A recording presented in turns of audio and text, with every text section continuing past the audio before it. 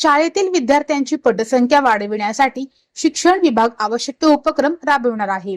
या विभागाच्या अधिकाऱ्यांना वर्षभर शाळा दत्तक घ्यावी लागणार आहे। वर्षात वेळोवेळी शाळांना भेटी देऊन विद्यार्थ्यांची गुणवत्ता, शाळेच्या भौतिक सुविधांचा आढावा घेऊन मार्गदर्शन अधिकाऱ्यांना करावे लागणार आहे।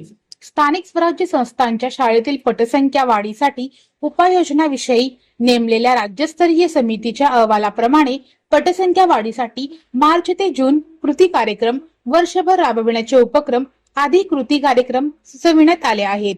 पालिका आयुक्त व जिल्हा परिषद मुख्य कार्यकारी अधिकारी यांनी या अहवालानुसार पटसंख्या वाढीसाठी आवश्यक शालेय उपक्रमांची अंमलबजावणी करण्याचे आवाहन करण्यात आले आहे।